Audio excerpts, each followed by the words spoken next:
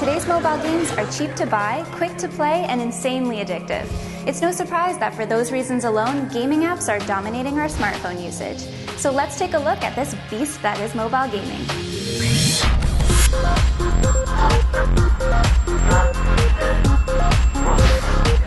In this episode, EA's Richard Hilleman gives us his predictions for the future of mobile gaming. We chat with the evil masterminds behind Temple Run and check out Mozilla's latest game-changing technology. This is Swipe. Games are really about magic. Usually at the edges of technology is where you can produce magic that people will perceive and pay for. My name is Richard Hilleman. I'm the Chief Creative Director for Electronic Arts. There are three interesting things that are worth watching. One of them is ubiquitous gaming, which is the idea that what I do on one platform affects what I do on another platform, and that's one contiguous sense of one game. Number two is that mobile will continue to grow. Increasingly, what we do in mobile is we produce a client that runs on a mobile device with it, but a tremendous portion of the value of the game actually runs on servers that are on the back end, and that's part of the free-to-play revolution that's taking place in that space.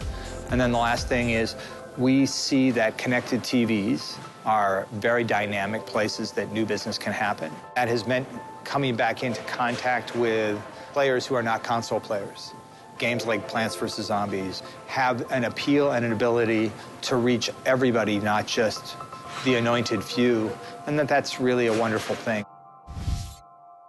The top 10 highest grossing games in 2012 were all free to download. Probably started when I was maybe 13, 14 years old. I was really into the Grand Theft Auto series. Now I found myself playing, there's new Grand Theft Auto games, Vice City, that's for tablet and smartphone. The blood's much better, the graphics are crazy. It's a good time. And I find myself playing that non-stop. It's kind of ridiculous, actually. The next thing I know, it is 3:30 in the morning. I have school the next day, it doesn't even matter. Rubbing, groping, and a little fingling. Wait, what? No. Fingle is simply just a game of finger twister for your iPad. This is one two-player game with some serious sexual undertones. Two players drag up to 5 buttons of one color onto their matching target, making it impossible for your fingers to not get tied up. Hello. So go ahead and get fingling. 70% of Apple's top grossing apps are games. Cha-ching! People just go like, nice. You know, it's kind of that moment of realizing that a new potential has been unlocked.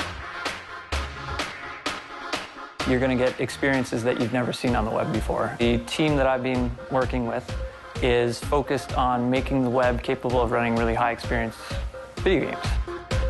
So at GDC this year, we're going to be showing a few things. We've got our Banana Bread demo, which is our cornerstone way of showing off new technology that we've invented. It's going to be showing off speeds that you've never seen before on the web for JavaScript performance, multiplayer for the first time. But now we have the capacity for you to download the app, run it on your phone, and take it with you wherever you go, regardless of whether you have an internet connection or not. It means you can play anywhere, anytime. You can now use HTML5 in these web apps. We're giving power to other people at their fingertips and making sure that anybody can access it. Throwback to the 90s, Hatchie is the modern-day Tamagotchi. The concept is simple. You hatch a pet monster and then you care for it. It's like your own little baby on your phone. Depending on how you take care of it, the little guy or gal changes the way it grows and forms. In 1975, there were only 24 video games to choose from, and there was way too much disco. Hi, my name is Keith Shepard. And I'm Natalia Lukyanova. And we're the co-founders of Amanji Studios. Whenever we tell people that we're married and we work together, they either think that's the greatest thing ever or that they can't imagine working with their spouse. A couple things you might not know about Temple Run. Natalia and I actually did all of the sound effects for the players. So if you hear the the male characters grunting and jumping, that's me. That's me.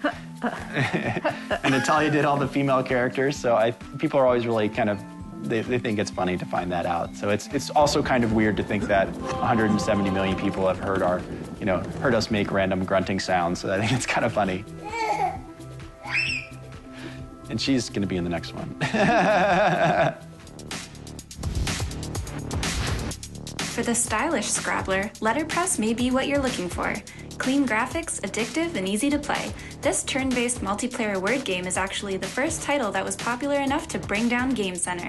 You form words to take over territory on a game board. Easy enough? That's it for this episode. Tune in next time when we'll be looking at all things social. This is Swipe. Use your Firefox mobile browser to start downloading your favorite apps from the Firefox Marketplace, available on Android and Firefox OS.